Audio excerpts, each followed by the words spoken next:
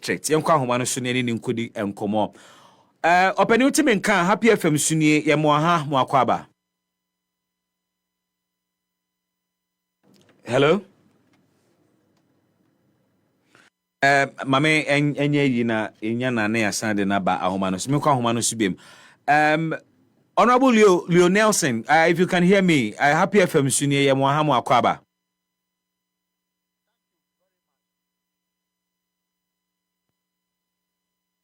Hello? We'll rectify your line and get back to you, sir. You better a better line to his line. Okay. Mamin try BM. Mr. Lionel, something in Ghana? Yes, please. Good. Happy FM, your hand or Sibi. Thank you very much, my brother.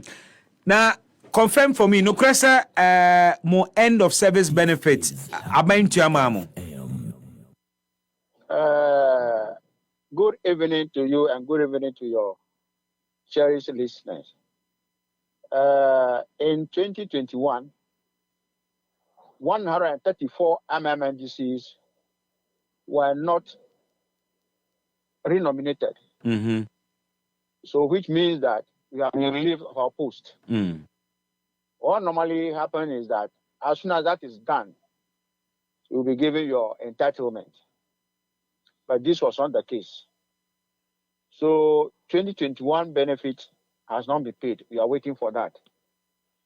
As for 2020, when the tenure, the first term of Nana Akufo-Addo ended, we were paid up to some point.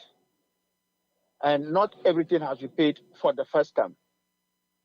So we are asking that balance must be paid.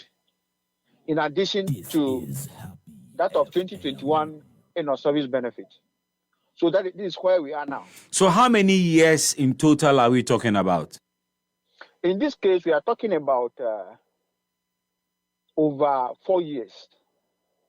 Over 4 years. 2017 up to 2021. You were all appointees of Nana Akufo-Addo, right?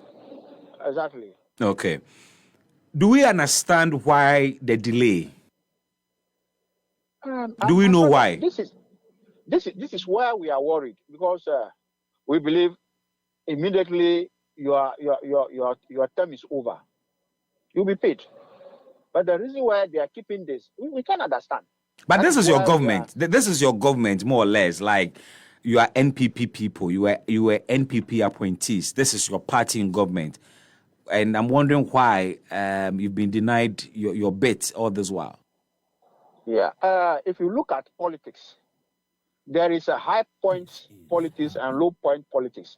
The high point affects the low level politics. So we are at the lower level. Whatever happens at the top, we don't know, except that we ask. Then they tell you. But in this case, there's no communication coming from that end, apart from what they pay us. What we are saying is that the way it is being paid in piecemeal, the money is losing value. Pay us just as you paid NDC, MMDCs. You pay them everything. Then that stop there. But our case, if you should go by the arrangement they supposedly put in place, that means this more money will be paid in 5 installments. This is what we don't understand. And you know inflation. How many tranches have been paid so far? So far, 3. 3. And that's about how much? Oh, that one, unless I put my figures together. Okay. So the very last one, how much did you receive? The last one, I think we received about 60,000 or so. Per former MCE? Depending upon the number of years you served. Okay. So it doesn't cut across here. Okay, but yours was about 50 plus thousand. Exactly, around that. So do we know how much quantum we're talking about in terms of the arrears? Do we know how much is left to be paid? That one, per our calculation, we are thinking of about 100 or a little over 100. 100,000 cedis? Yes, please. Each? Yes, please. Yeah, and this is on the average because depending on the number of years the person served. It's about, it cannot go beyond that limit because we calculated that based on the person who served longer term. And the 100,000 excludes what you have already received. Yes, please. Okay, I see. But you are former MCs. It shouldn't be difficult for you to knock at doors. It shouldn't be difficult for you to find out where your money is and what has happened to your money. I mean, if teachers and associations are finding it difficult to have monies paid to them, and former MCEs whose political party is in office and have served in executive positions before cannot advocate for their monies to be released, then who really can do this? My brother, that is the mystery. It's a puzzle we are trying to overcome. You know, we petition the president, and this was sent to the Ministry of Local Government and back to the presidency, and it stopped there. That's why we are now forcing that work. The vice president, who is now the presidential candidate, was not involved in this matter. So let's draw his attention now to see whether he can intervene for us so that this is paid. Because we are of the view that we have to support the party in terms of campaign. But we don't want to get closer to the campaign team. Let's move there. We say, campaign manager, give me fuel. No. Let's have this money so we can fuel our vehicle, support the campaign. Otherwise, it's not going to be good for us. Otherwise, we'll disgrace ourselves. This is our point. Mr. Jidoga, you are worried that your end of service benefits have not been paid to you because without that money you cannot embark on campaign. You are worried about the fuel you will buy to go on a campaign. I thought that you were worried about this delay because you need it for life. You need it. Life is tough. You need your money to pay your bills and take care of your family. But you need this money to go on campaign. Is that the point? No, it's the truth. You know, whatever it is, if the money comes, it doesn't mean you are going to push all into the campaign.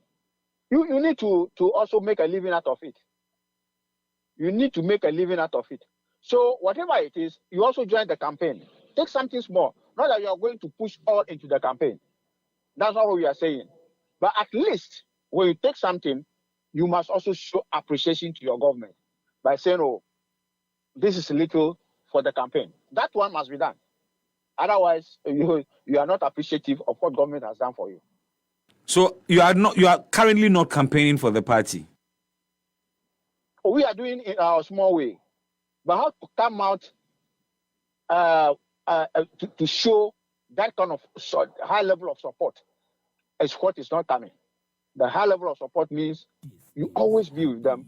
At times and some places, you support them with something small. So you need the money to campaign? Not necessarily for only campaign, to make a living elsewhere.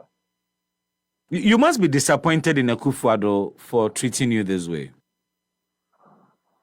Well, such is life, but the disappointment, we have not yet reached that point to say we are disappointed. We have not yet reached that point. So you are not disappointed, right? Not yet. Not yet? Yes, please. To what level would you describe it as disappointing? Until maybe it appears we are not going to be paid at all. Then we will express that disappointment because they paid NDC when we came to office. So if ours is not paid, who will express that disappointment? So unless it is not done. You are being gentle because it's your party. It's not that. I must be fair to my government and our government. When you say you have to be fair, what do you mean? I mean that they owe you. You are entitled to the money. It's not been paid. You've not been told anything. So why must you continue to be fair? Is it because it's your party and it's an election year? You don't want them to look bad. It's because things are done in a certain way, and those things done in certain ways, we at the lower level we don't know it unless we are told, or there is a practical effect to that. Just as I'm saying that when they haven't paid us finally, then we express that disappointment. Will this affect your resolve as members in going all out to campaign for Dr. Bawumia? Whatever happens, whether they paid or not, we'll do our bit to support the campaign. Many thanks, Mr. Leo Nelson Ajidoga. Thank you, my brother, for the opportunity. God bless you. God bless you too, sir. Leo Nelson